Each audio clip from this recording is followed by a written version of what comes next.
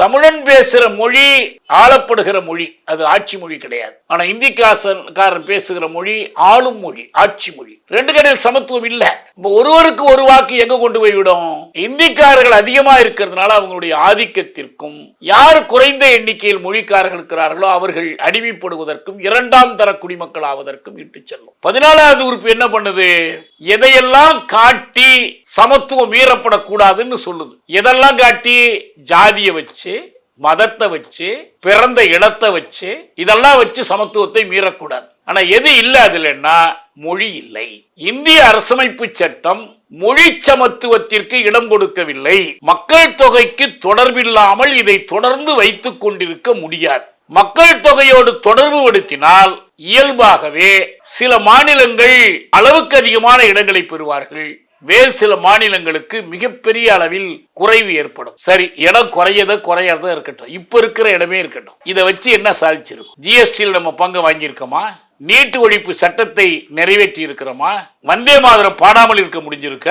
ஆளுநருக்கு அனுப்பப்படுற மசோதாக்கள் உடனுக்குடன் வந்திருக்கா? இப்ப இருக்கிற எண்ணிக்கையிலேயே இது எண்ணிக்கை இதை விட குறையிறது கூடுறதுங்கிறது மட்டுமே இதுக்கு பிரச்சனைக்கு முடிவல்ல. பாஜகவிற்கு ஏதோ சட்டத்தை மதிச்சு அரசமைப்பு சட்டத்தின்படி செய்யணும்னு துடிக்கிறது மட்டும் இல்ல.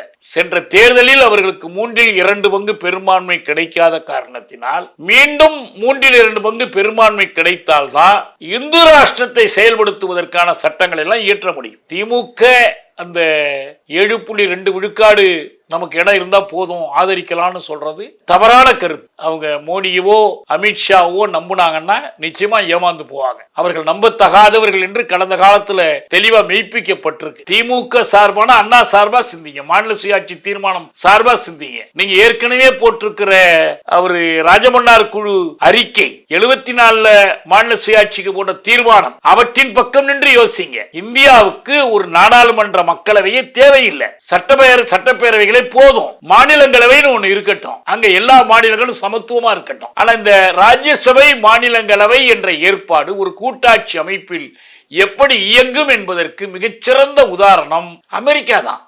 தோழர்கள் அனைவருக்கும் வணக்கம். இன்று தமிழ்நாடு இனி தொடர் அரசியல் வகுப்பில் 251வது நிகழ்வு. தொகுதி மறு வரையறைக்கு மாற்று என்ன என்பதுதான் இன்னைக்கு நாம் எடுத்துக்கிட்டு இருக்கிற தலைப்பு. இந்த திங்கட்கிழமை அன்னைக்கு நம்ம செய்தி அரசியல் நடத்த முடியல, எனக்கு கொஞ்சம் சிகிச்சை இருந்ததுனால. இல்லைன்னா அன்னைக்கே இந்த தலைப்பு எடுத்திருக்கணும். இன்னைக்கு நாம் இந்த சாதி படிநிலை வளர்ச்சி பற்றிய ஒரு தலைப்பு எடுக்க வேண்டியது. ஆனால் நம்ம இது அவசரமாக இருக்கிறதுனால செய்தி அரசியல் எடுக்க வேண்டிய தலைப்பை இன்றைக்கு நம்ம எடுத்துக்கிட்டு இருக்கிறோம். அதாவது தொகுதி மறுவரையறைக்கு மாற்று என்ன. இப்போ இன்றைக்கு தமிழ்நாடு சட்டப்பேரவை ஒரு தீர்மானம் நிறைவேற்றியிருக்கிறாங்க. டீலிமிட்டேஷன் பற்றிய தீர்மானம். அந்த தீர்மானம் ஒருமனதாக இயற்றப்பட்டிருக்கு. ஆனால் எதிர்த்து வெளிநடப்பு பண்ணியிருக்கிறாங்க சில கட்சிகள் மட்டும். ஒரு மனதாக இயற்றப்பட்டிருக்கணும், ஆனால் அப்படி செய்யலை. இப்போ கொள்கை இல்லாத கட்சிகள்னு சொல்லுவோம், அவங்கெல்லாம் தங்களுக்கு கொள்கை இருக்குன்னு தெளிவாக நிரூபிச்சிருக்கிறாங்க. ஏன்னா திமுக அதிமுக ரெண்டும் திராவிட இயக்க கட்சிகள் தானே, அவங்களுக்குள்ள சேர்ந்துக்கிட்டா என்ன தப்பு என்று கேட்டவங்களாம் இருக்காங்க. அப்பயே நம்ம கேட்டோம், அதிமுக என்பது தேசிய ஜனநாயக கூட்டணியில் இருக்கிற கட்சி, அது பாஜகவுக்கு அடிமை வேலை செய்கிற கட்சி, அதுவும் எங்கள் சகோதரர் தானே எப்படி சொல்கிறீங்கன்னு கேட்டோம். இப்போ இன்னைக்கு அவங்க தெளிவாக அமித்ஷா கொண்டு வர தீர்மானத்தை தான் நாங்கள் ஆதரித்தோம், இப்பயும் ஆதரிக்கிறோம். எனவே இந்த தொகுதி மறுவரையறை தொடர்பாக இந்த தீர்மானம் தேவையற்றது. அதே போல் அன்புமணி ராமதாஸ் பாட்டாளி மக்கள் கட்சி, பாஜகவுக்கு ஒரே ஒருத்தர் இருக்கிறார், அவர் எதிர்த்து வெளிநடப்பட்டார். இந்த ரெண்டு கட்சிகளும் தேசிய ஜனநாயக கூட்டணி இந்த தீர்மானத்தை ஏற்றுக்கொண்ட. ஆனால் திமுக இந்த தீர்மானத்தை ஆதரித்து வாக்களித்திருக்கிறாங்க. இந்த தீர்மானத்தினுடைய மிக முக்கியமான பகுதி என்பது நாடாளுமன்ற தொகுதிகளுடைய எண்ணிக்கையை உயர்த்தக்கூடாது. இப்போ இருக்கிற நிலையிலேயே உரை நிலையில் முடக்கி வைத்துவிட வேண்டும் என்பது அந்த தீர்மானத்தில் முக்கிய பகுதி. இரண்டாவதாக, சென்ற முறை அவர்கள் இந்த பெண்களுக்கான இடஒதுக்கீட்டை காரணம் காட்டி அந்த சட்ட திருத்தத்தை கொண்டு வர முயற்சி பண்ணாங்க. ஏன்னா அவங்க ஏற்கனவே நாடாளுமன்ற தொகுதிகளின் எண்ணிக்கையை உயர்த்தும் போதே தொகுதி மறுவரை முடித்த பிறகு பெண்களுக்கு இடஒதுக்கீடுன்னு சொன்னாங்க. அதாவது இப்ப இருக்கிற 543 இடஒதுக்கீடு கொடுக்கறது இல்லையா, இந்த 543 850 கிட்டத்தட்ட அப்படி உயர்த்தி அதிகப்படுத்தி அந்த எண்ணிக்கையில பெண்களுக்கு இடஒதுக்கீடு கொடுக்கறது. இப்ப எங்கள்கிட்ட இருக்கிறத கொடுக்கறது இல்லை அப்படின்னு ஒரு நிலைப்பாடு எடுத்தாங்க. எனவே இந்த தொகுதி வரையறையை அல்லது நாடாளுமன்ற தொகுதிகள் எண்ணிக்கை உயர்த்துவதை எதிர்க்கிறவங்க அவங்க பெண்கள் இடஒதுக்கீட்டுக்கு எதிரானவர்கள் என்று பாஜக பிரச்சாரம் செஞ்சிச்சு. அதனால இப்ப இந்த தமிழ்நாடு சட்டப்பேரவை தீர்மானத்தில் பெண்களுக்கான இடஒதுக்கீட்டை அவங்க கேட்டிருக்கிறாங்க. இப்ப இருக்கிற 543 இடங்களின் அடிப்படையிலேயே பெண்களுக்கு இடஒதுக்கீடு கொடுக்கணும்னு சொல்லியிருக்கிறாங்க.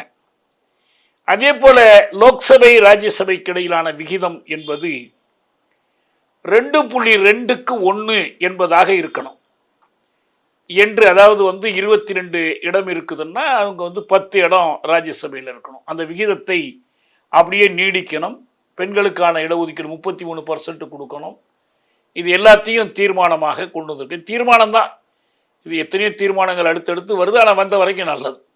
இப்போ ஏற்கனவே நாடாளுமன்றத்தில் ஒரு சட்ட திருத்தம் கொண்டுட்டு வந்தாங்க.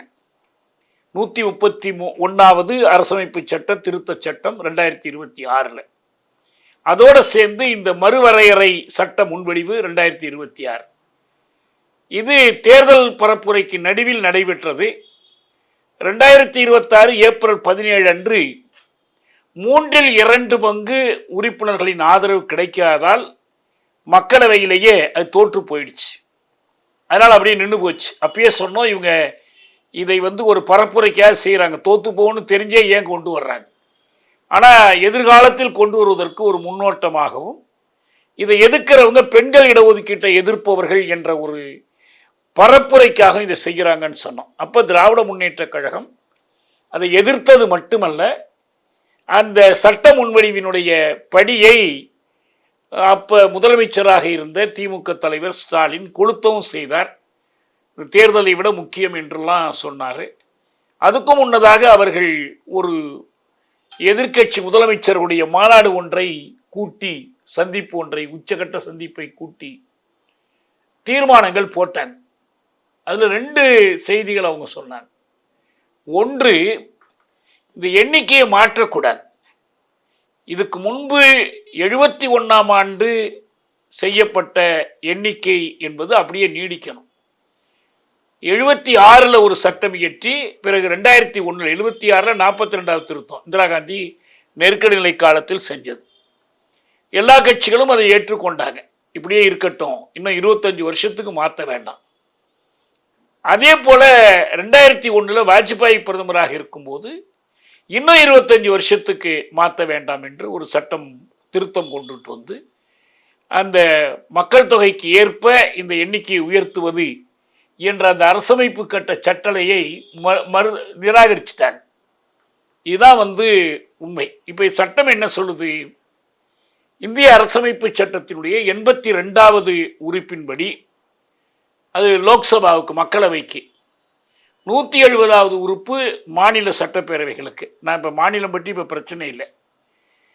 81வது உறுப்பு இந்த மக்களவைக்கு எப்படி இடங்கள் நேரடி தேர்தலில் இருக்கணும், யார் யார் அதில் இடம் பெறலாங்கிறத அது சொல்லுது. 82 தான் இங்கே பிரச்சனைக்குரியது. நாடாளுமன்றம் என்ன பண்ணணும்னா, ஒவ்வொரு முறை மக்கள் தொகை கணிப்பு செய்யும் போதும் அது முடிந்தவுடனே அது ஒரு மறுசீரமைப்பு செய்யணும், ரீஅட்ஜஸ்ட்மெண்ட் செய்யணும். எதை? ஒன்று, ஒவ்வொரு மாநிலத்திற்கும் எவ்வளவு மக்களவை இடங்கள், லோக்சபா சீட்டு எத்தனை, இதை ரீஅட்ஜஸ்ட் பண்ணணும். 2வது, இந்த மக்களவை தொகுதிகளுடைய எல்லைகளை மாற்றி அமைக்கணும். எதெல்லாம் இதுக்குள்ள இருக்கலாம், எந்தெந்த பகுதிகள் இருக்கலாங்கிறத. இது 2ம் தான் அரசமைப்பு சட்டத்தினுடைய 82வது உறுப்பு. இதை தவிர அரசமைப்பினுடைய 330 332வது உறுப்புகள் இந்த அட்டவணை சாதிகள் அட்டவணை பழங்குடிகளுக்கென்று மக்களவையிலும் மாநில சட்டப்பேரவைகளிலும் இடஒதுக்கீட்டை அது திருத்தி நிர்ணயிக்கிறது. ஒரு காலத்தில் ஒரு எஸ்சியா இருக்கும் தொகுதி, அப்புறம் இன்னொரு கட்டத்தில் அது வேற ஒரு தொகுதி அந்த இடத்துக்கு போகும். இந்த தொகுதி பொது தொகுதியாக மாற்றப்படும். இப்ப இந்த வேலைகளை செய்வதற்கு யார், எந்த அமைச்சரவை செய்து, எந்த அரசு எந்திரத்தினுடைய எந்த பகுதி செய்து? இப்ப தேர்தல் ஆணையம் என்று ஒன்று இருப்பது போல் இந்த தொகுதி மறுவரைக்கென்று ஒரு ஆணையம் ஒன்றை ஏற்படுத்தணும். அதுதான் டீலிமிட்டேஷன் கமிஷன். இந்த டீலிமிட்டேஷன் கமிஷன் அது என்ன பண்ணும்னு சொன்னா, இதுக்கான சட்டங்களை இயற்றி 327 சட்டங்களை இயற்றி டீலிமிட்டேஷன் கமிஷன் அது நாடாளுமன்றத்தில் சட்டம் இயற்றி நிறுவப்படும். நிறுவப்பட்ட பிறகு அது அதிகாரமுள்ள அமைப்பாக இருக்கும், தற்சார்பான சட்ட பாதுகாப்புள்ள அமைப்பாக இருக்கும்.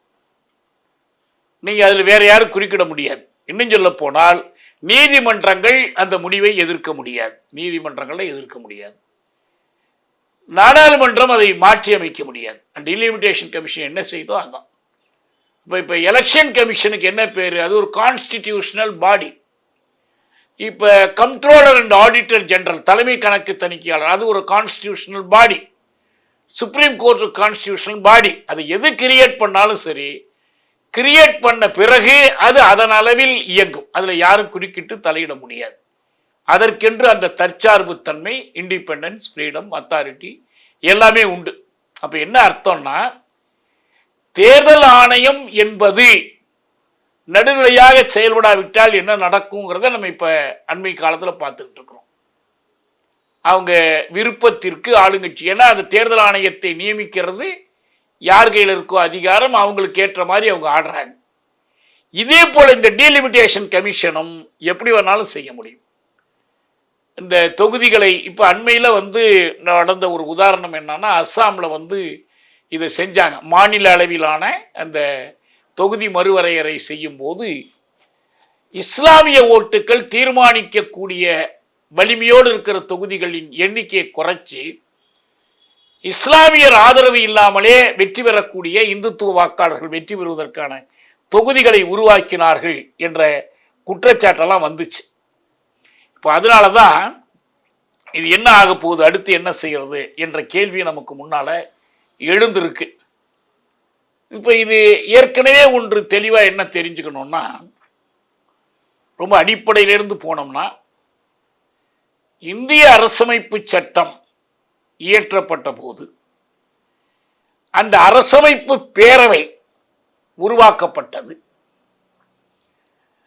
வயது வந்தோர் அனைவருக்குமான வாக்குரிமை அடிப்படையில் தேர்ந்தெடுக்கப்பட்ட ஒரு பேரவையின் மூலம் அல்ல.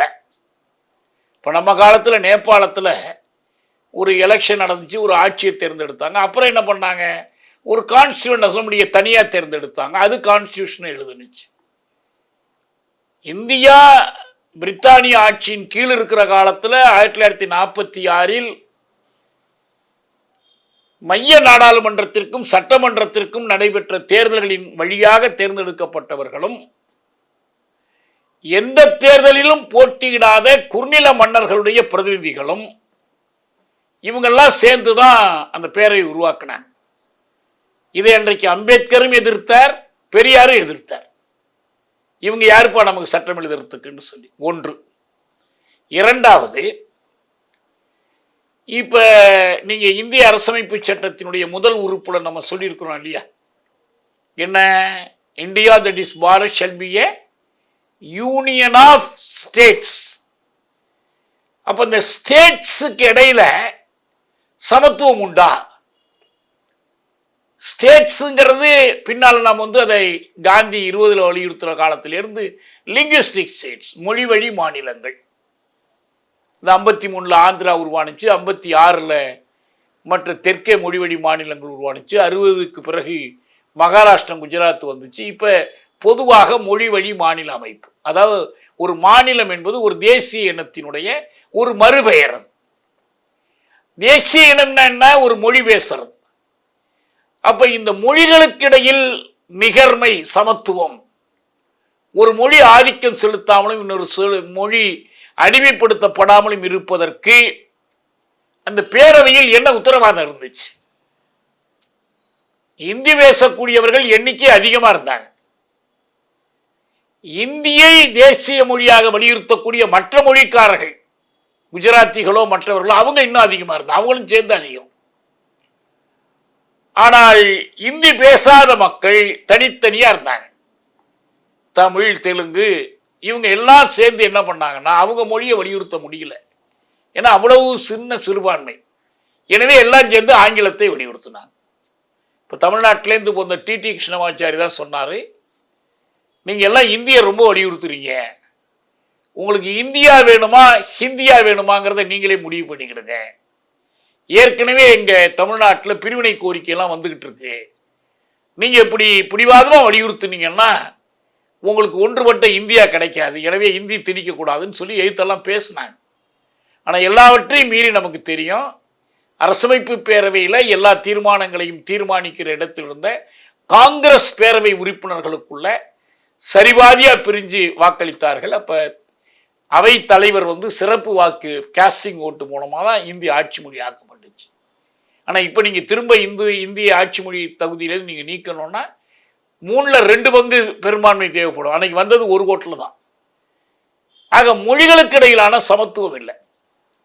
இப்போ அம்பேத்கர் அவர்கள் இந்தியாவில் அரசியல் ஜனநாயகத்தினுடைய வெற்றி என்பதை எதை சொல்றாருன்னா, நான் பலமுறை நம்முடைய வகுப்புகளில் எடுத்து காட்டியிருக்கேன். இந்த வருகிற ஜனவரி 26ஆம் நாள் நாம் முரண்பாடுகள் நிறைந்த ஒரு காலத்திற்குள் நுழைகிறோம் என்று சொல்லி அவர் பேச ஆரம்பிக்கிறார் பாருங்க. இந்த ஜனவரி 26 என்ன முரண்பாடுகள்? ஒருவருக்கு ஒரு வாக்கு என்ற முறையில் நாம் அரசியல் ஜனநாயகத்தை அடைந்து விட்டோம். அது அரசியல் சமத்துவம். ஆனால் இங்கு சமூக பொருளாதார ஏற்றத்தாழ்வுகள் தொடர்ந்து நீடிக்கிறது. சமூக பொருளாதார ஏற்றத்தாழ்வுகள் நீடிக்கிற காரணத்தினால் இந்த அரசியல் சமத்துவம் ஆபத்துக்குள்ளாகிறது. இந்த ஏற்றத்தாழ்வினால் பாதிக்கப்பட்ட மக்கள் இந்த கட்டுமானத்தை தகர்த்து விடுவார்கள் என்று அச்சம் தெரிவிக்கிறார்கள். இப்ப என்ன கேள்வின்னா, இந்த ஒருவருக்கு ஒரு வாக்கு என்பது இந்திய நாட்டினுடைய குடிமக்கள் எல்லோரையும் ஒவ்வொரு வாக்காளராக கருதிதான் சமத்துவம் பற்றி பேசுது. அப்போ உங்களுக்கு ராமானுஜத்திற்கும் நரேந்திர மோடிக்கும் சமத்துவம் உண்டு, 2 பேருக்கும் ஒரு வாக்கு தான். இப்போ தமிழ்நாட்டை சேர்ந்த ஒரு ஏழை எளிய தொழிலாளிக்கும் அதானிக்கும் ஒரே வாக்கு, சமத்துவம். ஆனா இன்னொரு கோணத்துல ஒரு இந்திக்காரனுக்கும் தமிழனுக்கும் சமத்துவம் இருக்கா? தமிழன் பேசுற மொழி ஆளப்படுகிற மொழி, அது ஆட்சி மொழி கிடையாது.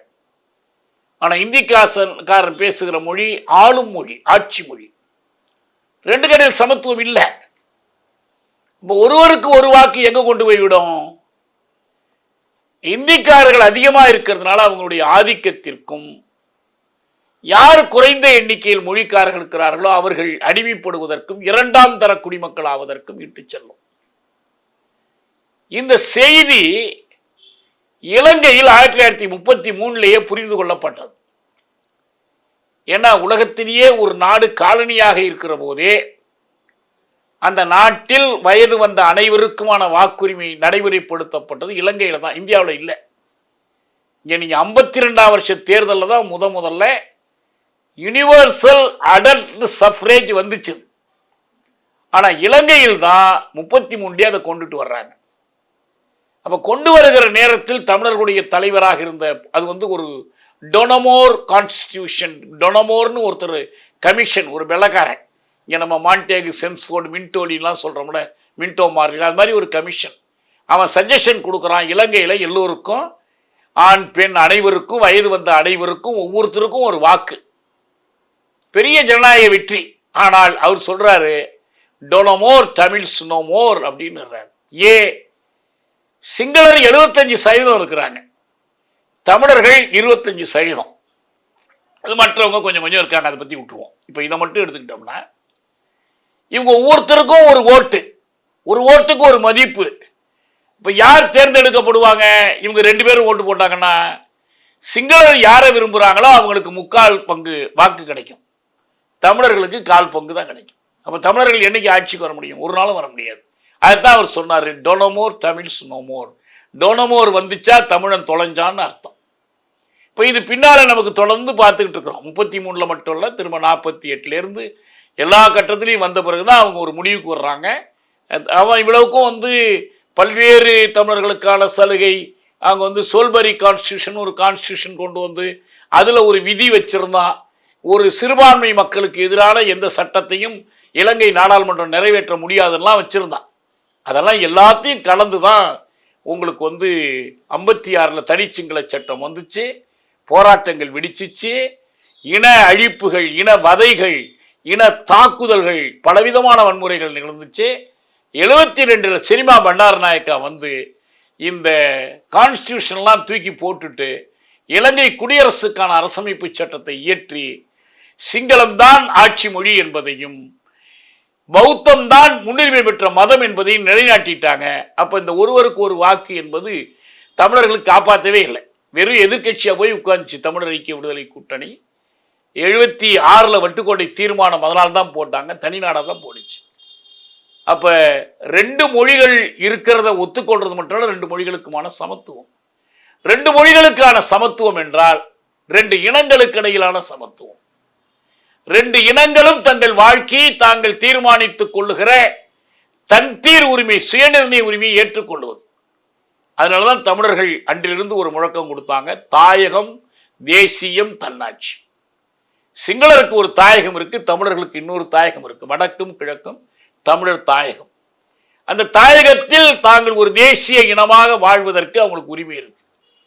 அந்த தன்னாட்சி என்பது செல்ஃப் டிட்டர்மினேஷனுக்கான தமிழ் அவங்களுக்கு. அது அட்டானமி இல்லை, செல்ஃப் டிட்டர்மினேஷன். நாங்கள் எங்கள் வாழ்க்கையை நாங்கள் தீர்மானித்துக் கொள்கிறோம். இதுதான் மீண்டும் திப்பு பேச்சுவார்த்தையில் வலியுறுத்தப்படும். இதெல்லாம் நமக்கு ஒரு உதாரணம். இந்தியாவில் என்ன நடந்துச்சு? இந்த மாதிரி ஒரு கோரிக்கையை எங்களுக்கு நீ எப்படி சட்டம் இயற்ற முடியும் என்ற கேள்வியை பெரியார் மட்டும் அன்னைக்கு எழுப்பினார், மற்றவங்க யாரும் இல்லை. ஆனால் அன்றைக்கு என்ன சூழ்நிலை இருந்துச்சுன்னா, அங்கே வெறும் 2 மொழி இலங்கையில். இந்தியாவில் அப்படி இல்லை. இங்கு 17 மொழிகள், 14 மொழிகள் முதல்ல அவங்க அரசமைப்பு சட்டத்தில் பட்டியலில் போட்டு 14, அப்புறம் 17, 22 வரைக்கும் அது போடுச்சு. சரி, எத்தனை மொழியோ 17 மொழி வச்சுப்போம்.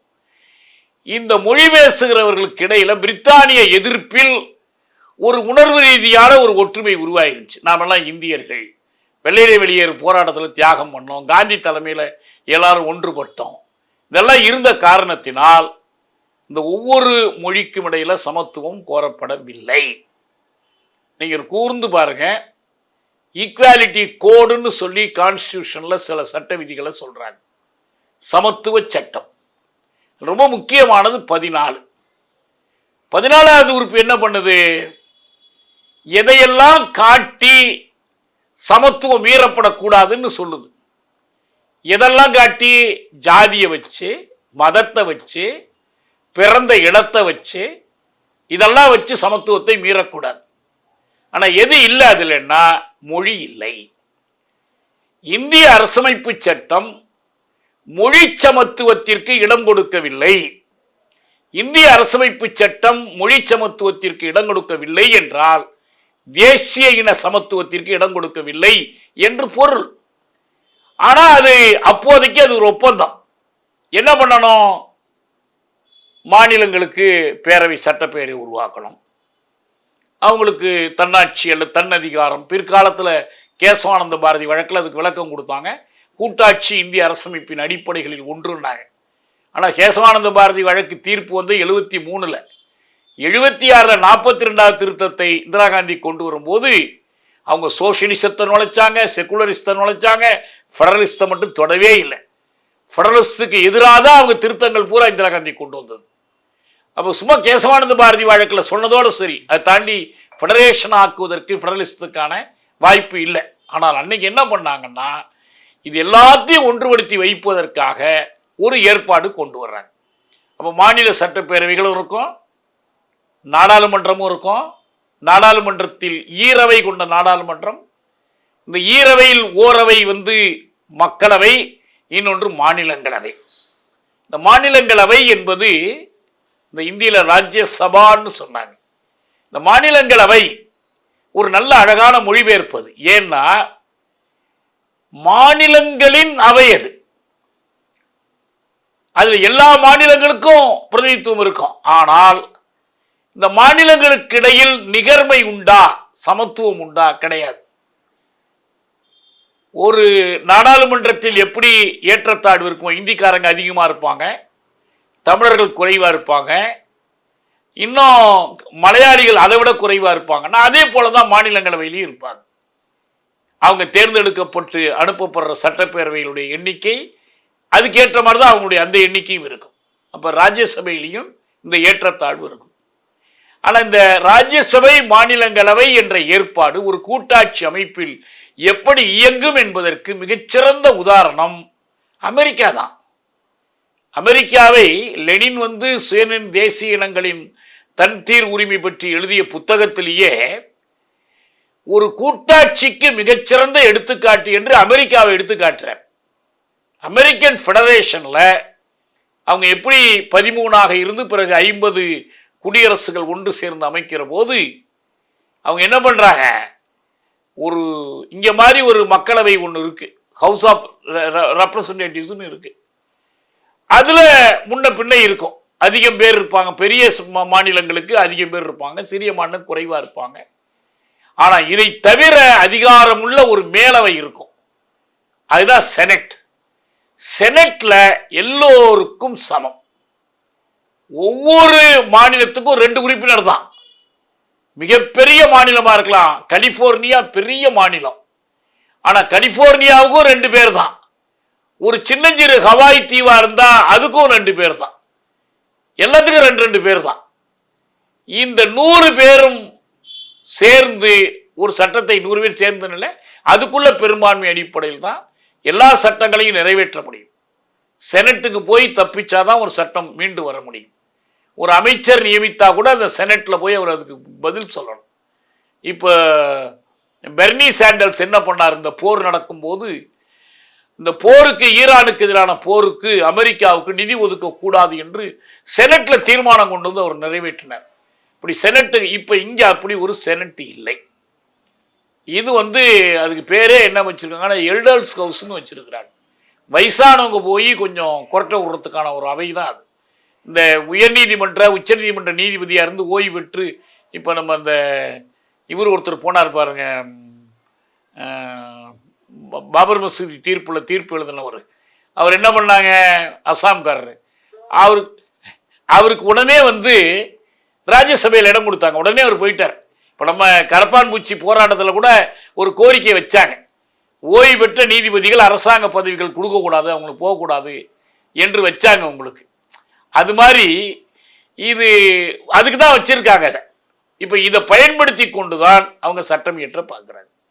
இப்போ இங்கே என்ன ஆகுது, உங்களுக்கு இந்த சட்டம் இருக்குதே, டீலிமிட்டேஷன் ஆக்ட் இருக்குதே, இந்த டீலிமிட்டேஷன் என்பது 2 கூறுகளை கொண்டது. ஏன்னா இந்த தொகுதிகளுடைய எண்ணிக்கையை உயர்த்தி விட்டால் அது விழுக்காடு கணக்கில் 50 விழுக்காடு உயர்த்துவது அல்ல, எண்ணிக்கை அடிப்படையில் உயர்த்துகிறது. அதான் விழுக்காடு கணக்கு பண்ணி எண்ணிக்கையை உயர்த்துவது. இப்ப இந்திய நாடாளுமன்றத்தில் தமிழ்நாட்டினுடைய பங்கு இருக்கு பாருங்க, 39 இடம் என்பது ஏற்கனவே 41 இருந்து குறைக்கப்பட்டதுதான். இது தமிழ்நாட்டோட இந்த 29 என்பது 7.2%, 7.2%.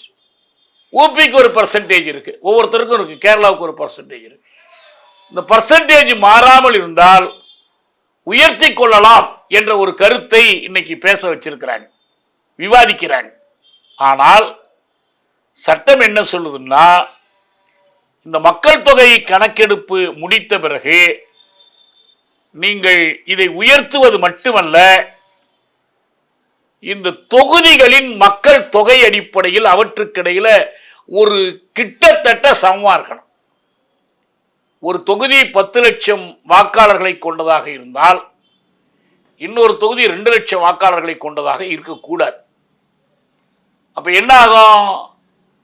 ஊபியில ஒரு தொகுதியில 10 லட்சம் பேர் இருப்பாங்க, கேரளாவில் 4 லட்சம் 5 லட்சம் இருக்கலாம். இப்ப அதெல்லாம் இன்னும் பெரிய வித்தியாசம் வந்துகிட்டு இருக்கு. அப்ப என்ன பண்ணணும்? அரசமைப்பு சட்டத்தினுடைய கட்டளைப்படி அந்த எண்ணிக்கையை உயர்த்தி ஆகணும். இந்த கடந்த காலத்தில் நடந்த மக்கள் தொகை கணிப்புகள் அடிப்படையில் உயர்த்துகிற முயற்சிகள் நடந்த போது இது ஒரு விசித்திரமான முரண்பாட்டை தோற்றுவிக்கிறது. ஏன்னா குடும்ப நலத்திட்டத்தை ஒழுங்கா செயல்படுத்தி மக்கள் தொகையை கட்டுப்படுத்திய மாநிலங்களுக்கு உறுப்பினர் எண்ணிக்கை குறைந்து போகுது. குடும்ப நலத்திட்டத்தை செயல்படுத்தாமல் நிறைய குழந்தைகளை பெற்றுக்கொண்ட மாநிலங்களுக்கு இந்த எண்ணிக்கை அதிகரிச்சு போகுது. அப்ப குடும்ப நலத்திட்டத்தை செயல்படுத்த அண்மையில் கூட சந்திரபாபு நாயுடு சொல்லியிருந்தார், தெலுங்கர்கள்லாம் இனிமேல் நிறைய குழந்தை பெற்றுங்க அப்படின்னு சொன்னார். அப்ப போட்டி போட்டு குழந்தை பெறுவதின் போட்டி மூலமா தான் நாடாளுமன்றத்தில் போய் இடம்பெற முடியுமா என்ற கேள்வி எழுது. இது எழுந்த போது 71 இந்த கடைசியா நிர்ணயிக்கப்பட்ட எண்ணிக்கை இப்ப இருக்கிறது இந்த 543 71ஆம் ஆண்டு தீர்மானிக்கப்பட்ட எண்ணிக்கை, அந்த மக்கள் தொகை கணிப்பின் அடிப்படையில் தீர்மானிக்கப்பட்டது. இதற்கு பிறகு இதை உயர்த்த வேண்டாம் 76ல் இதை ஃப்ரீஸ் பண்ணிடுறாங்க, நிறுத்திடுறாங்க. அது இந்திரா காந்தி நெருக்கடி நிலை காலம் 42வது சட்ட திருத்தம். நாம் இங்கே சொல்லியிருக்கோம், அது இந்தியா சட்டம் அல்ல, இந்திரா சட்டம். அதில் தான் இந்த கல்வி உரிமையை பறித்தது கொண்டது எல்லாமே செஞ்சாங்க. அரசமைப்பு சட்ட முகப்புறையே மாற்றி எல்லாம் எழுதினாங்க. அந்த சட்டத்தில் ஒரு பகுதியாக இதை நிறுத்திட்டாங்க, ஃப்ரீஸ் பண்ணிட்டாங்க. அப்போ பிரச்சனை இல்லை, அதே எண்ணிக்கை தொடரும். அதுக்கப்புறம் 25 வருடம் கழித்து அந்த நாள் முடிஞ்சு போச்சு. சட்ட திருத்தம் கொண்டு வந்து 25 வருஷம் கழிச்சு முடிஞ்சு போச்சு. எப்போ முடிஞ்சு? 2001ல் மீண்டும் இந்த பிரச்சனை வருது, 25 வருஷம் கழிச்சு. அப்போ வாஜ்பாய் இருக்கிறார். அப்பயும் பார்க்குறாங்க, தமிழ்நாடு மக்கள் தொகை கட்டுப்படுத்தி இருக்கு. மக்கள் தொகை அடிப்படையில் தமிழ்நாடும் கேரளாவும் குறைஞ்சு போகும், தென் மாநிலங்கள் குறைந்து போகும், பஞ்சாப் குறைந்து போகும். ஆனால் ஊபியும் பீகாரும் பல மடங்கு அதிகரிக்கும். அப்ப இந்த ஏற்றத்தாழ்வான நிலை உருவாகிவிடும் என்று எல்லா கட்சிகளும் அச்சம் தெரிவித்து, அது எவ்வளவு பெரிய குழப்பங்களுக்கு வழி செய்யும், பெரும் போராட்டங்களுக்கு வழி செய்யும்னு சொல்லி மீண்டும் ஒரு முறை உரை நிலையில் வைத்து விடுவது, ஃப்ரீஸ் பண்றது என்று முடிவு பண்றாங்க. எண்ணிக்கையை மாத்துறது இல்லைன்னு அர்த்தம், அதான் ஃப்ரீஸ் பண்றது. இப்ப அதுக்கு அடுத்த கட்டம் வந்தாச்சு.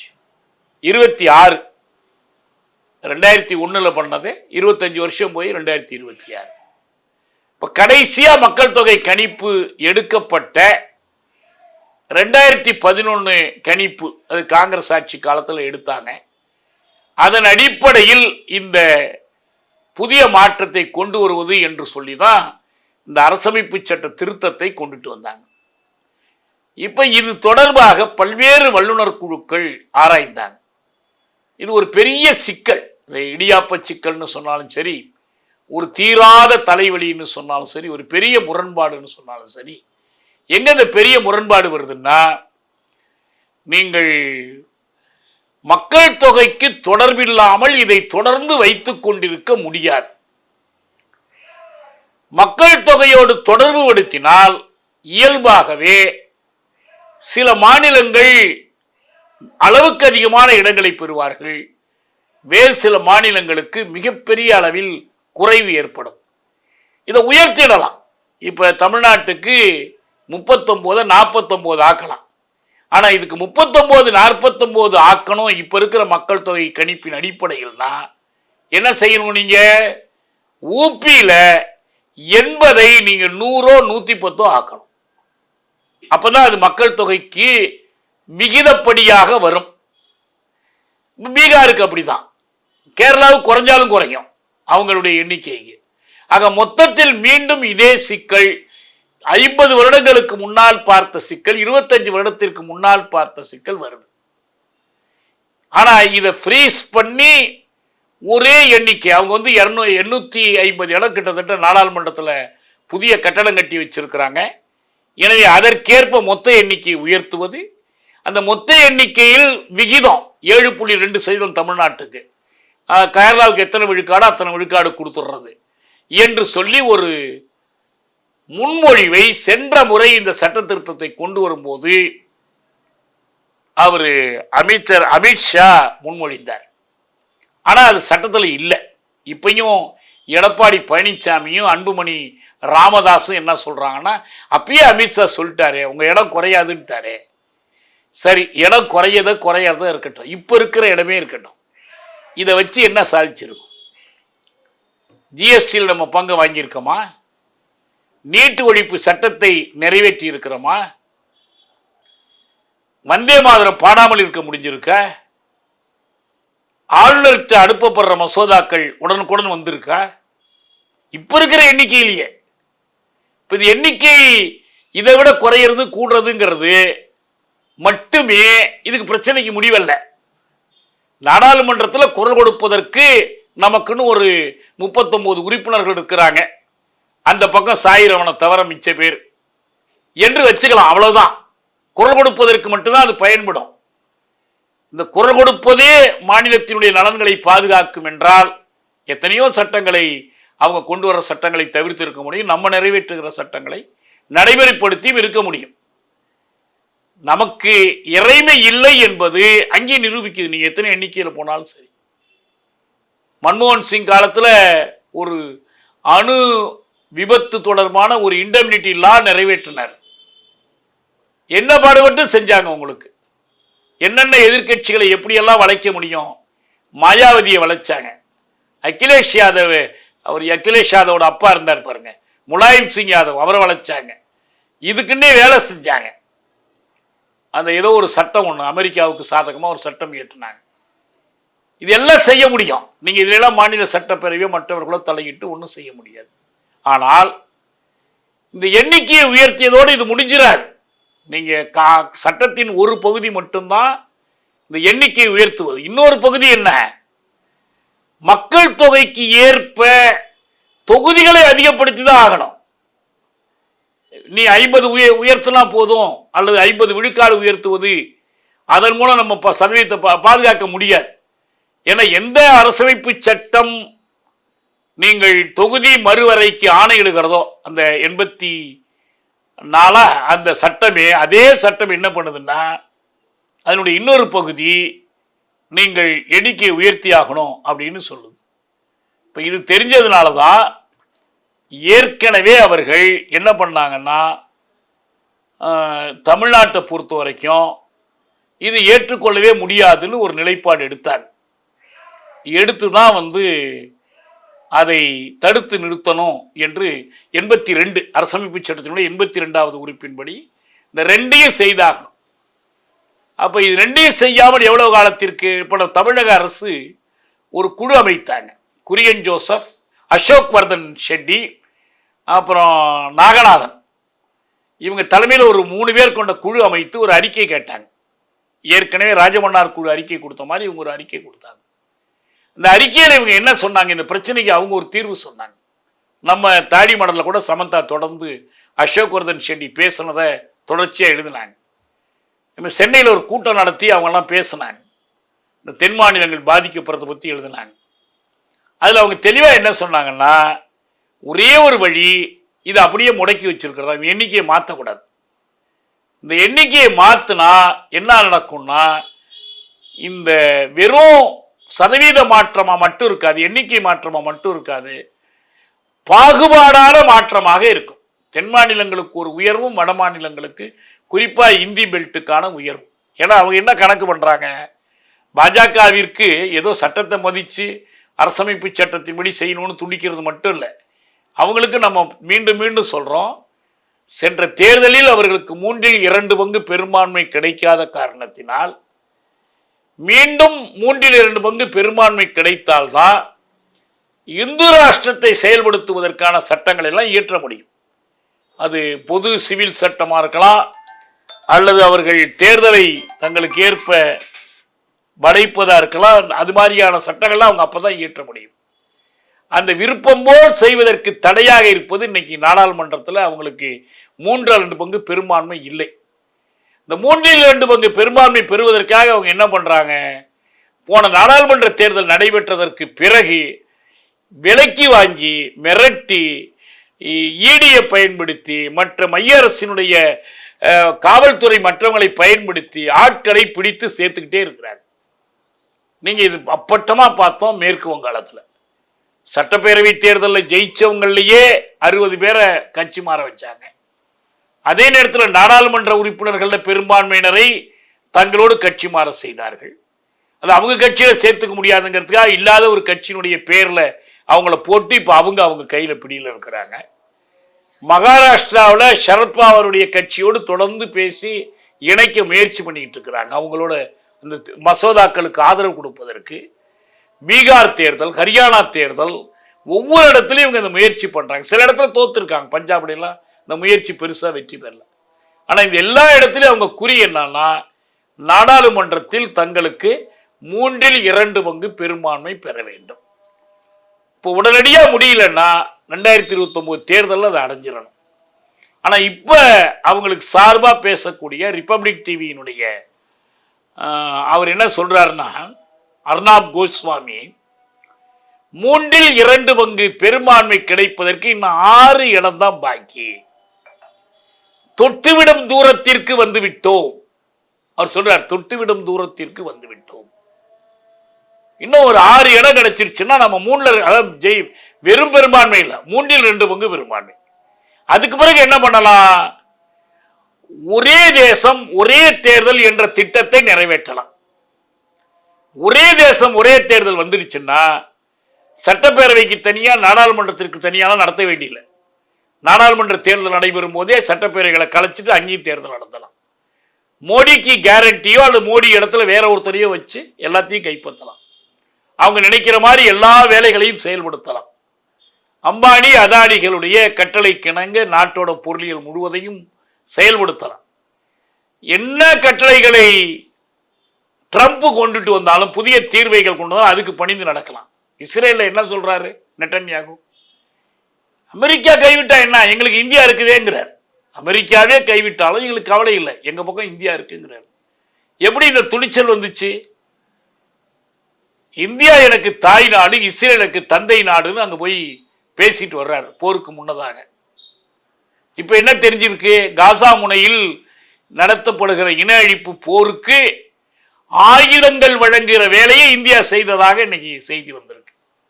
யாரும் மறுக்க முடியாத உண்மைகள் இதெல்லாம். ஈரான்ல அவங்க செயல்படுத்தவிருந்த திட்டத்தை நிறுத்தி வச்சிருக்காங்க அமெரிக்க தடைக்காக. இப்படி பல வகையிலும் இந்திய அரசு தான் நினைத்ததை சாதிப்பதற்கு இந்த நாடாளுமன்றத்தில் ஒரு பெரும்பான்மையை 3/2 பெரும்பான்மை பெறுவதற்கு ரொம்ப அவசரப்படுறாங்க.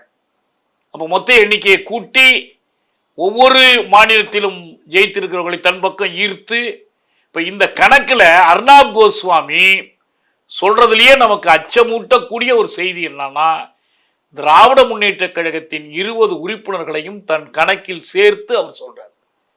திமுக நம்ம பக்கம் வந்தாச்சுங்கிறார் அவர். ஆனா இன்னைக்கு சட்டமன்றத்தில் இந்த எண்ணிக்கையை உயர்த்தக்கூடாதுங்கிறதுக்கு வாக்களிக்கிறாங்க. இன்னொரு பக்கம் என்ன சொல்றாங்க? நம்ம பர்சன்டேஜ் குறையலன்னா ஆதரிக்கலாங்கிறாங்க. நல்லா புரிஞ்சுக்கணும், பர்சன்டேஜ் குறையாமல் சட்டத்தை திருத்தி நீங்கள் டீலிமிட்டேஷன் கொண்டு வர முடியாது. டீலிமிட்டேஷன் என்ற நாணயத்தின் ஒரு பக்கம் தான் தொகுதிகள் விழுக்காடு அல்லது தொகுதிகள் எண்ணிக்கை. இன்னொரு பக்கம் என்ன? நாடாளுமன்ற தொகுதிகளை மக்கள் தொகை அடிப்படையில் உயர்த்துவது. என்ன, ஒருவருக்கு ஒரு வாக்கு. நீங்க ஊபிக்காரனுக்கு ஒருத்தருக்கு ஒரு வாக்கு, தமிழனுக்கு ஒருவருக்கு ஒரு வாக்கு. இங்க தென்சென்னை நாடாளுமன்ற தொகுதியில ஒருவருக்கு ஒரு வாக்குன்னு சொல்லி ஒரு 10 லட்சம் பேர் ஒரு உறுப்பினர் தேர்ந்தெடுத்தா, நீங்க கான்பூர் தொகுதியில 30 லட்சம் பேர் ஒரு வேட்பாளரை எப்படி தேர்ந்தெடுக்க முடியும்னு கேட்கிறான். அப்ப 30 லட்சம் பேருக்கு 3 பேர் வேணுமே. அப்ப நீங்க இந்த இருக்கிற அரசமைப்பு சட்டத்தை வைத்துக் கொண்டிருக்கிற வரைக்கும், இதை திருத்தாத வரைக்கும், அமித்ஷா சொன்னாலும் மோடி சொன்னாலும் அதை நம்பி நீங்க புரோராட்டாவா உயர்த்துவது, எல்லோருக்கும் ஒரே எண்ணிக்கையில் உயர்த்துவது என்பதெல்லாம் சாத்தியமே இல்லை. எப்படி இது மாதிரி நம்ப முடியும்? இப்ப ஏற்கனவே இது வந்த நேரத்தில் மு க ஸ்டாலினுடைய ஒரு கட்டுரை டைம்ஸ் ஆஃப் இந்தியாவில் வெளிவந்துச்சு. அது தமிழில் எதுவும் அவங்க மொழிபெயர்த்து போட்டாங்களான்னு தெரியல. அது இந்த குரியன் ஜோசப் அறிக்கையினுடைய ஒரு சாரம் தான் அது. அதைத்தான் ஒரு இந்த அறிக்கையில் அவர் சொல்றார். அவருடைய இந்த டைம்ஸ் ஆஃப் இந்தியா கட்டுரையில் அவர் சொல்லக்கூடியதான். அந்த நிலைப்பாட்டில் திமுக உறுதியாக நிற்குமா இல்லையான்னு தான் கேள்வி. அப்போ அவங்க என்ன பண்ணாங்க, இந்த ஒரு விடுதியில் வச்சு ஒரு மாநாடு நடத்தினாங்க பாருங்க. அந்த மாநாட்டில் அவங்க ஒரு பேனர் ஒன்று வச்சிருந்தாங்க. என்ன பேனர்? இந்த மாதிரி ஃபேர் டீலிமிட்டேஷன் என்று வச்சிருந்தாங்க, நியாயமான மறுவரையறை. ஆனா அந்த கூட்டத்தினுடைய தீர்மானம், முதல் தீர்மானம் நியாயமான மறுவரையறை இல்லை, மறுவரையறை கூடாது, இப்ப இருக்கிற நிலைமையிலேயே நீடிக்கணும், இன்னும் 25 வருஷம் எக்ஸ்டெண்ட் பண்ணுங்க. இப்ப குரியன் ஜோசப் கொடுத்துருக்கிறது என்னன்னா 100 வருஷத்துக்கு மாற்ற வேண்டியதில்லை. 100 வருஷத்துக்கு பிறகு எது இருக்க போது நமக்கு தெரியாது. அதனால இப்ப அதை காலவரம்பின்றி ஒத்தி போடுவதுதான். இந்த சில ஒப்பந்தங்கள் என்ன பண்ணுவாங்கன்னு, நில ஒப்பந்தம் 999 வருஷம்லாம் போடுவாங்க. இப்போ முல்லை பெரியார் தொடர்பான ஒப்பந்தம் அப்படிதான் போட்டாங்க. 999 வருஷத்துக்கு முன்னால் ஒப்பந்தம் போடும்போது ஒரு பிரித்தானிய சென்னை மாகாணமாக இருந்துச்சுது, அங்கே திருவிதாங்கூர் அரசு இருந்துச்சுது. இப்போ திருவிதாங்கூர் அரசும் இல்லை, சென்னை மாகாணமும் இல்லை, இது எல்லாம் மாறி போச்சு. அது மாதிரி இது 100 வருஷம் கழிச்சு எது இருக்க போது இல்லைன்னு தெரியாது.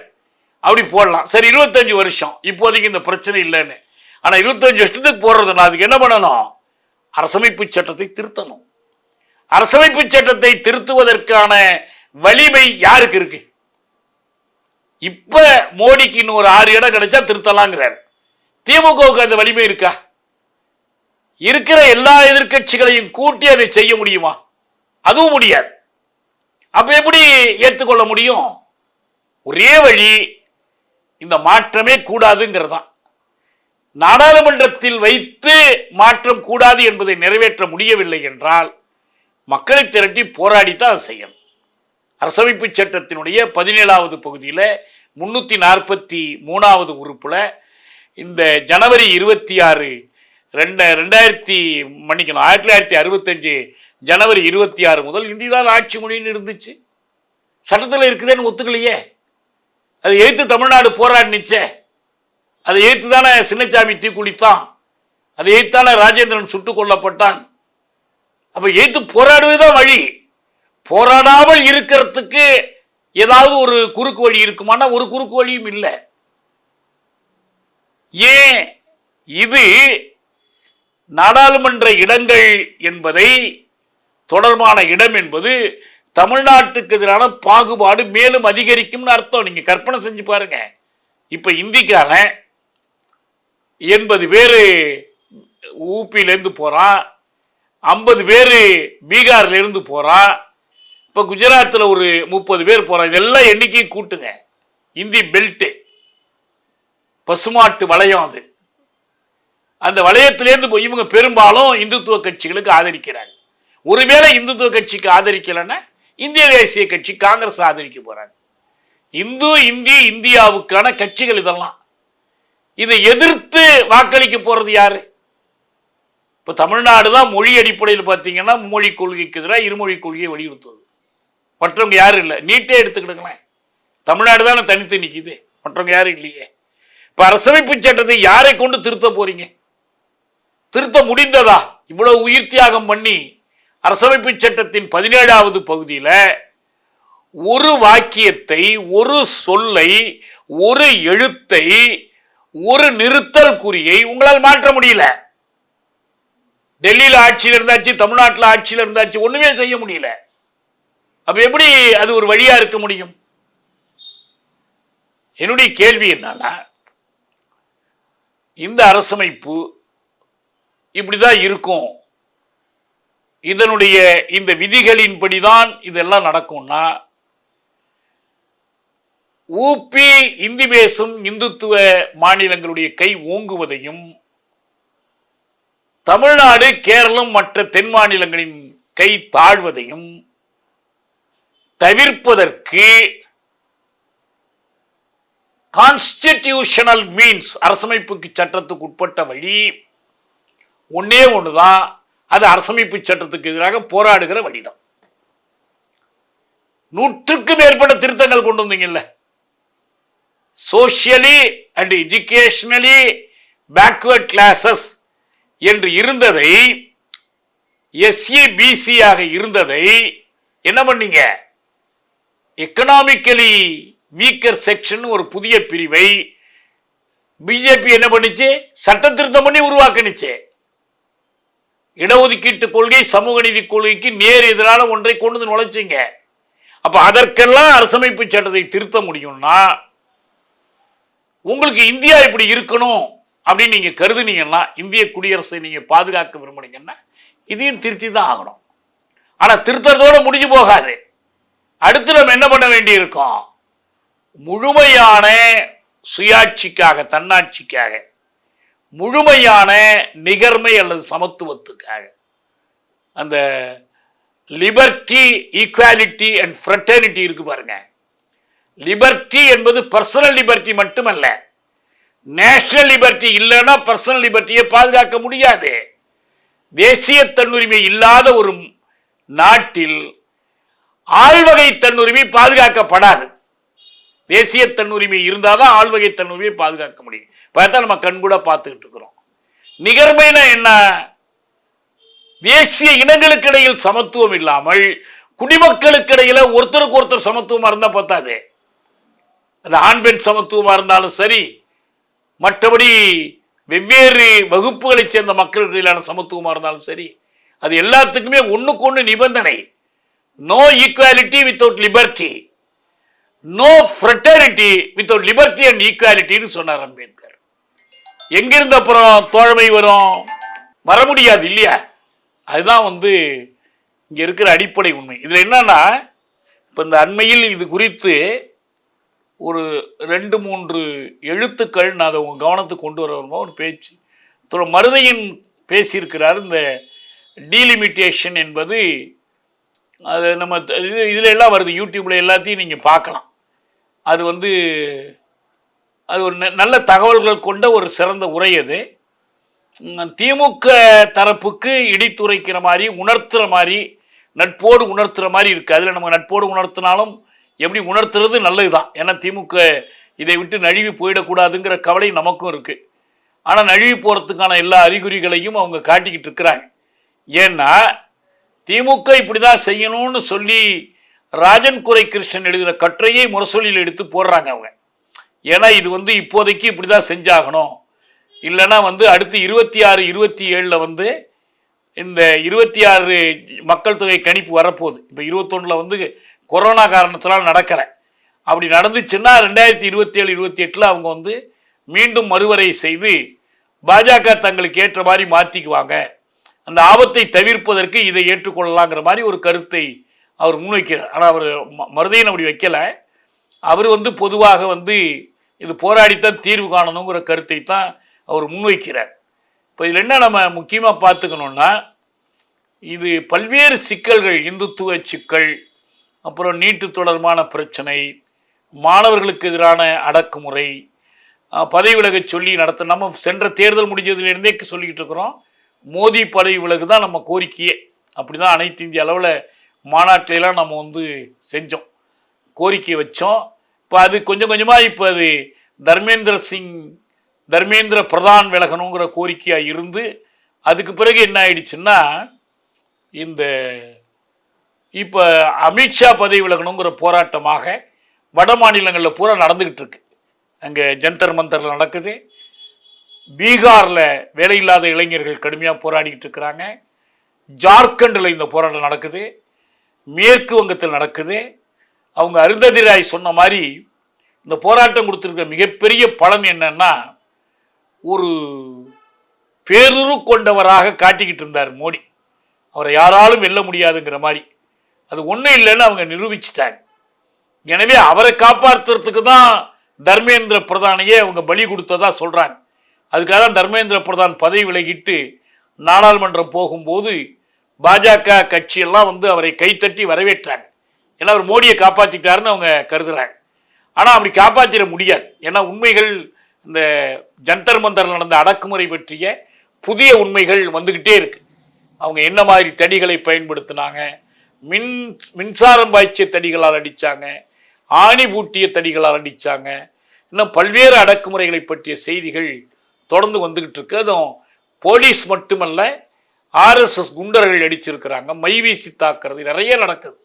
அதுக்கு எதிராக ஒரு பெரிய போராட்டங்கள் அங்கே நடந்துகிட்டு இருக்கு. பார்க்க போனால் தமிழ்நாடு மோடியே விலகுங்கிற போராட்டத்தை பெரிய அளவு நடத்தணும். இவங்க ஏதோ நீட்டு போராட்டம்னு ஒன்று தொடர்ச்சியாக நடத்தினாங்க. இன்றைக்கு அது உண்ணாவிரதம் நடந்து அவங்க முடிச்சிருக்கிறாங்க. சட்டமன்றத்திலேயும் ஒரு தீர்மானம் போட்டிருக்கிறாங்க. ஆனால் வெறும் தீர்மானங்கள் மட்டுமல்ல, தீர்மானங்கள் போராட்டத்திற்கு ஊக்கமாக இருக்கணும், போராட்டத்துக்கு அது மாற்று கிடையாது. அதனால இதில் திமுக அந்த 7.2 விழுக்காடு நமக்கு இடம் இருந்தால் போதும் ஆதரிக்கலான்னு சொல்கிறது தவறான கருத்து. அவங்க மோடியவோ அமித்ஷாவோ நம்புனாங்கன்னா நிச்சயமாக ஏமாந்து போவாங்க. அவர்கள் நம்பத்தகாதவர்கள் என்று கடந்த காலத்தில் தெளிவாக மெய்ப்பிக்கப்பட்டிருக்கு. ஏன்னா அப்படி முடியாது, சட்டப்படி அதோட நிற்காது. அது மொத்தத்தில் அவங்க எண்ணிக்கை, ஏன்னா அவன் ஊப்பிக்கார இயல்பாகவே என்ன பண்ணுவான், எங்கள் எண்ணிக்கை கொடுத்துரும்பான். அந்த எண்ணிக்கையை கொடுன்னா இப்போ இயல்பாகவே கூடும். அப்போ இந்த எதிர்கட்சிகள் எந்த அளவுக்கு நிற்பாங்க என்பது அப்போ சொல்ல முடியாது. ஏன்னா ஊபியில் இருக்கிற காங்கிரஸ், ஊபியில் இருக்கிற சமதா கட்சி இவங்கெல்லாம் என்ன பண்ணுவாங்க, அந்த அவங்க இந்த என்ன இவர் இருக்கிறாரு முலாயம் சிங் யாதவினுடைய பையன் அகிலேஷ் யாதவ், மாயாவதி, இந்த கட்சிகள்லாம் அவங்க எண்ணிக்கையை கூட்டுவதற்கு வலியுறுத்துவாங்க. அதனால் இப்போதைக்கு இந்த எதிர்ப்பை சமாளித்து ஒரு சட்ட திருத்தத்தை கொண்டு வருவதற்காக சில நாடகங்களை நடத்தலாம் அமித்ஷாலாம். அதை நம்பியெல்லாம் ஏமாந்துடக்கூடாது. இதில் இன்னொரு விசித்திரமான ஒரு வாதம் முன்வைக்கப்படுது, இந்த தேர்தல்னால மாறி போச்சுன்னு. தேர்தலுக்கும் அதுக்கு என்ன இருக்குது, தேர்தலில் மாநில அரசு மாறினா உங்கள் மாநில சுயாட்சி கொள்கை மாறிடுமா? இதில் திமுக சார்பா நின்று யோசிக்கிறேன்னு சொல்லி ராஜன் குரை கிருஷ்ணன் சொல்கிறார்.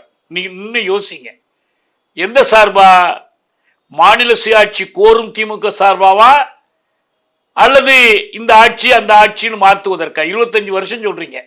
நான் உங்களுக்கு நினைவுபடுத்தினேன்,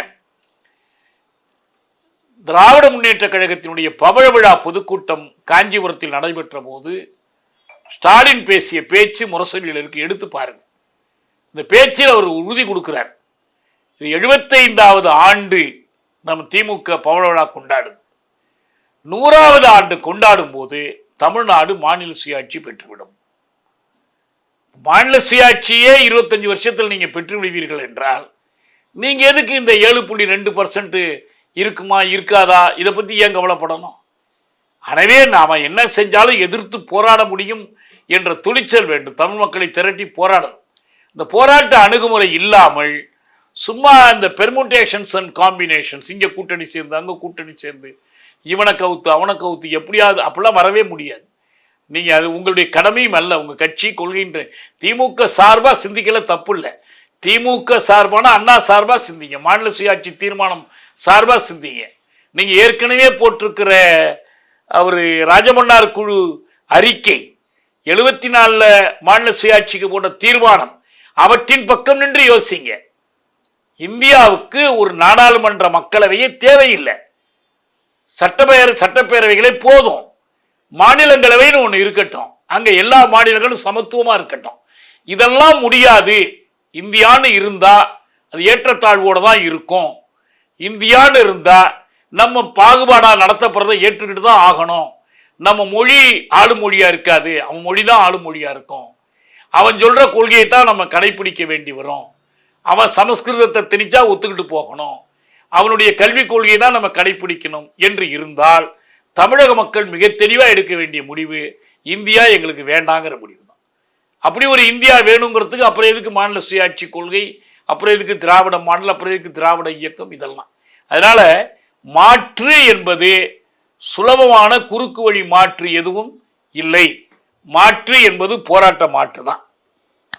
ஒன்று, நாங்கள் இப்போ இன்னைக்கு ஒரு கூட்டறிக்கை வெளியிடுறோம் நம்ம அமைப்புகள் சார்பில்.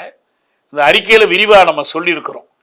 இந்த அறிக்கையில் என்ன சொல்றோம்? ஒன்று, எந்த மாற்றத்துக்கும் ஒத்துக்கொள்ளக்கூடாது. தமிழ்நாட்டு அரசியல் கட்சிகள் இப்ப இருக்கிற எண்ணிக்கையை உரைநிலையில் வைத்துக் கொள்ள வேண்டும், இதை உயர்த்தக்கூடாது. ஏற்கனவே ஸ்டாலின் அவருடைய டைம்ஸ் ஆஃப் இந்தியா கட்டுரையில குரியன் ஜோசப் குழுவினுடைய அறிக்கையை நாங்கள் இந்த அரசு ஏற்றுக்கொண்டிருக்கிறதுன்னு சொல்றார். அந்த அறிக்கையை நீங்கள் ஏற்றுக்கொண்டிருந்தால் அந்த அறிக்கையினுடைய பரிந்துரைப்படி எந்த மாற்றத்தையும் நீங்கள் ஒத்துக்கொள்ளக்கூடாது. என்ன மாற்றம் செய்தாலும் பாரதிய ஜனதா கட்சி கொண்டு வருகிற சட்ட திருத்தத்தை எதிர்த்து வாக்களிக்க வேண்டும். அங்க எதிர்த்து வாக்களித்து விட்டு இங்க மக்களை திரட்டி போராடணும். இப்ப ஏற்கனவே நீங்க 5 நட்சத்திர ஹோட்டல்ல கூட்டம் நடத்திட்டு வந்தீங்க, அந்த சட்ட திருத்தத்தை எரித்தீர்கள். தேர்தலை விட அது முக்கியம். நீங்க அதுக்கு பிறகு அந்த பிரச்சனையை விட்டுட்டீங்க. இப்ப தேர்தல் முடிஞ்சு மாநில அரசு போயிடுச்சு. மாநில அரசு போனா என்ன, இந்த மாநில அரசில் இருக்கும்போது தான் போராடுறது கஷ்டம். மாநில ஆட்சியில் இல்லைன்னா நீங்க சுதந்திரமா போராடலாம். இந்த போராடுவதற்கு தான் அதுக்கு வழியா இருக்க முடியுமே தவிர நாடாளுமன்றத்தில் போய் அவங்களுக்கு, ஏன்னா இதுல ஒரு விஷயம் நம்ம நல்லா புரிஞ்சுக்கிறோம். என்னன்னா, ஏன் திமுக இப்படி ஒரு பலவீனமாக யோசிக்குது? ஆட்சி இருந்தால் பலமா யோசிப்பாங்க, ஆட்சி இல்லைன்னா பலவீனமா யோசிப்பாங்களா? ஏதாவது ஒன்று சொல்றதை ஒத்துக்கிட்டு போய் ஆகணுங்கிற யோசனை எதுக்காக? யார் உங்களுடைய மனதில் இந்த அச்சத்தை விதைப்பது? நான் மீண்டும் சொல்றேன், தேர்தலில் தோற்றதற்கு உண்மையான காரணங்களை நீங்கள் பரிசீலித்தால் மக்கள் பக்கம் நின்று மக்களோடு நின்று போராடாமல் நீங்க வெறும் ஆட்சியில் கொடுக்கக்கூடிய சலுகைகள் அதை வைத்து வெற்றி பெற்றுவிட முடியும் என்று நினைத்தார்கள். அந்த நினைப்பு செல்லுபடியாகல. அதுதான் அந்த பலவீனத்துக்கு காரணம். மற்ற கட்சிகள் சந்தர்ப்பவாதமா செயல்படுறாங்க, இருக்கட்டும். நீங்க சந்தர்ப்பவாதமா செயல்படுறதுக்கு திமுகவுக்கு இருக்கிற அதே உரிமை மற்ற கட்சிகளுக்கு இருக்கு, செயல்படட்டும். ஆனா சந்தர்ப்பவாதம் தான் இந்த தொகுதி மறுசீரமைப்பை முறியடிப்பதற்கு வழி என்றால் அப்படி வந்தாலும் சரிதான், வரக்கூடாது. என்ன இருக்கு? தேவிலால் விலகின பிறகுதானே இவரு விஸ்வநாத் பிரதாப் சிங் மண்டல் குழு பரிந்துரை அறிவிச்சாரு. ரெண்டுக்கும் தொடர்பே இல்லைன்னு சொல்ல முடியுமா? தாராளமா வரட்டும், வேண்டான்னே சொல்ல. இப்ப இந்த கட்சிகள் இப்ப சட்டமன்றத்தில் ஒரு தீர்மானம் போட்டிருக்கிறாங்க. சந்தர்ப்பவாதம் திமுக எதிர்த்து வாக்களிக்கல. அவங்க கூட்டம் இருக்க எம்பிக்கள் கூட்டம், அதுக்கு போகாம இருந்தீங்க, நியாயம்தான். ஏன்னா எம்பிக்களை மட்டும் கூட்டி எப்படி முடிவு பண்ண முடியும்? நீங்க கட்சியை தான் கூப்பிடணும். கட்சிகளை கூப்பிடாம அனைத்து கட்சி கூட்டம் நடத்தாம அனைத்து கட்சி எம்பிக்கள் கூட்டம் நடத்துறது வெறும் பிரச்சாரம். அது போல ரைட், போகாம இருந்துட்டு. ஆனா சட்டப்பேரவையில் தீர்மானம் கொண்டு வரும்போது நீங்க ஆதரித்து வாக்களிக்கிறீங்க. எதுக்கு? இந்த எண்ணிக்கையை உயர்த்தக்கூடாது, முடக்கணும், ஃப்ரீஸ் பண்ணணும், உரை நிலையில் வைக்க வேண்டும் என்பதை ஆதரிக்கிறீங்க. இதுல உறுதியா நில்லுங்க. இதை எப்படி மாத்தினாலும் சரி. நான் ஒரு பேச்சுக்கு சொல்றேன், ஊபிக்கு 5% உயர்த்துறவங்க, ஊபியினுடைய சதவீதத்தை குறைக்கணும், உங்க சதவீதத்தை அப்பயும் ஏற்றுக்க முடியாது. எப்படி செய்தாலும் தொகுதி மறுசீரமைப்பு என்பது தமிழர்களுக்கு, தமிழர்களைப் போல மலையாளிகளுக்கு, மற்ற தேசிய இனங்களுக்கு பாதகமானது, எதிரானது. இதை நீங்க எதை போட்டு மறைக்கவும் முடியாது. இதை நல்ல தெளிவா இந்த 3 பேர் குழு அமைத்தே அவங்க சொல்லிட்டாங்க, தெளிவா சொல்லிட்டாங்க. இப்ப மாற்றி பேச வேண்டிய அவசியம் இல்லை. இதுல உறுதியா இருப்பான். நம்ம பொறுத்த வரைக்கும் ஒண்ணு சொல்றோம், என்னன்னா இந்தியாவில் இந்த ஜனநாயக குடியரசு, டெமோக்ராட்டிக் ரிப்பப்ளிக், அதுக்கு பிறகு அதுக்கு புதுசு பேர்லாம் வச்சாங்க. சாவரின் டெமோக்ராட்டிக் ரிப்பப்ளிக்கா இருந்துச்சு. அப்புறம் என்ன, sovereign democratic secular socialist republic. இது 76 திருத்தினது. ஆக இந்திய குடியரசு வேறொரு குடியரசு ஆயிருக்கு. ஆனா ஒரு குடியரசு புதுசா வந்துச்சுன்னா அந்த குடியரசுக்குன்னு புதிய அரசமைப்பு சட்டம் வேணும். பிரான்ஸ்ல புரட்சிக்கு பிறகு ஒரு குடியரசு வருது, அப்புறம் மாறி மாறி வருது. 5 குடியரசுகள் வந்துச்சாங்க. இங்க ஒரு குடியரசு போதாது, ஒரு 2ஆம் இந்திய குடியரசு வேண்டும். இந்த கட்சிகளுக்கு அக்கறை இருந்தா செய்யணும். அந்த 2ஆம் இந்திய குடியரசுல தேசிய இனங்களை ஒடுக்கக்கூடிய நாடாளுமன்றம் இருக்கக்கூடாது, மொழிகளின் சமத்துவத்தை மீறக்கூடிய சட்டங்கள் இருக்கக்கூடாது. அங்க ஒரு மாநிலங்களவை இருக்கட்டும், அதுல எல்லாருக்கும் சமத்துவம் இருக்கட்டும்.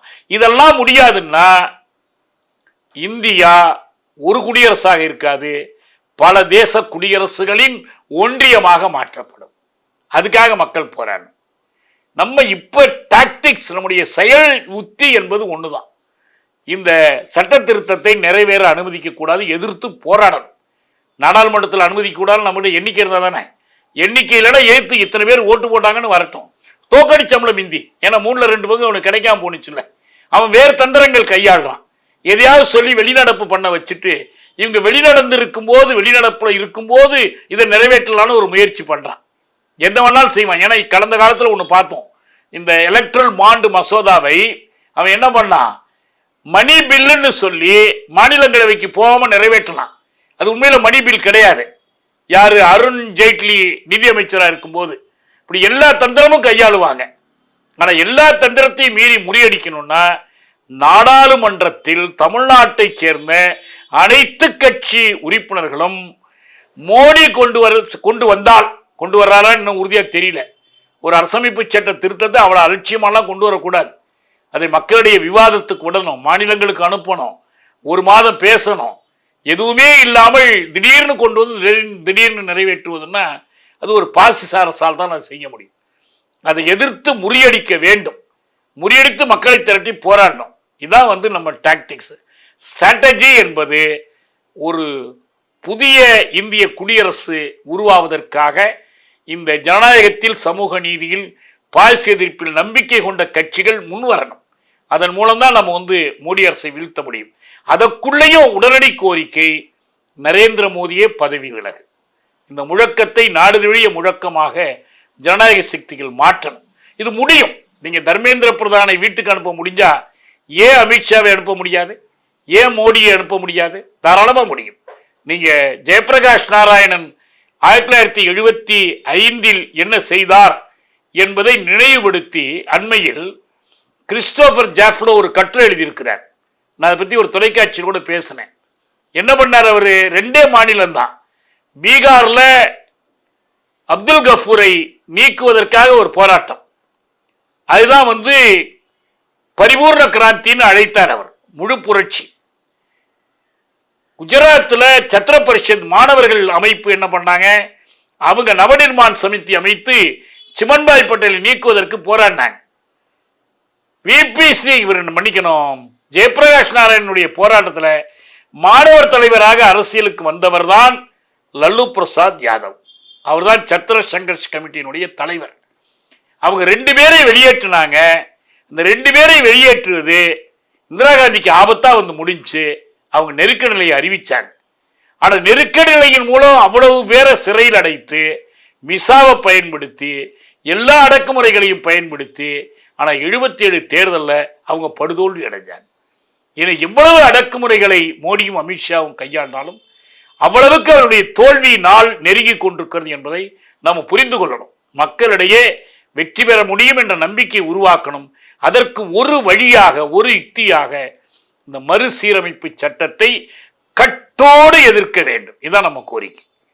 அதுக்கு மேல இந்த திருத்தத்துக்கும் வேலையே இல்லை. இதை தான் நம்ம இந்த மாற்று வழியாக நம்ம முன்வைக்கிறோம். இந்த போராட்டங்களை போராடுகிற இயக்கங்கள் வெறும் அரசியல் கட்சிகளோடு விட்டுறாம போராடணும். சிவில் சமூகம் போராடணும், மற்ற அமைப்புகள் போராடணும், தமிழ் தேசிய அமைப்புகள் போராடணும். மற்ற செய்திகளை நாம் அடுத்தடுத்த வகுப்புகளில் பார்ப்போம். முடிச்சுக்கலாம் நம்ம.